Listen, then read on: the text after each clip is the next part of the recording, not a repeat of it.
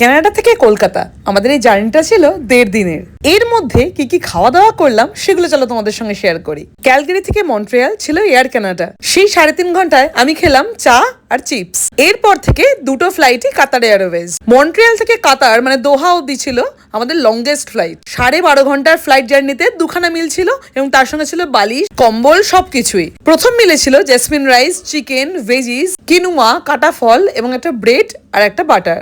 Bread বাটারটা দেখলাম সব মিলিয়ে দিয়েছে, ওটা কমন। সকাল হতেই তার সঙ্গে এলো বড়া, সাম্বার, সঙ্গে সুন্দর একটা ডেজার্ট, কাটা ফল আর একটা চা। ওয়েট টিস্যুটা দিয়ে একটু মুখ মুছে নিলাম, একটু ফ্রেশ লাগবে আর কি। তবে কাতারে নামতে এখনো 2 ঘন্টা বাকি। কি করব, তাই জন্য বালিশ বিছানা নিয়ে আরেক রাউন্ড ঘুম দিয়ে নিলাম। কাতারে লেওভার আমাদের খুবই কম, মাত্র 1.5 ঘন্টা, এবং এর পরের ফ্লাইট আমাদের সিধা নিয়ে যাবে আমাদের বাড়ি কলকাতাতে। এই ফ্লাইটে উঠতেই হাতে চলে এলো স্ম্যাশ পটাটো আর চিকেন মেয়ো দিয়ে একটা দারুণ রেসিপি, সঙ্গে স্প্রাউটস, ব্রেড আর ডেজার্ট। যাই হোক, দেখা হচ্ছে পরের ব্লগে। আজকের মতো বাই।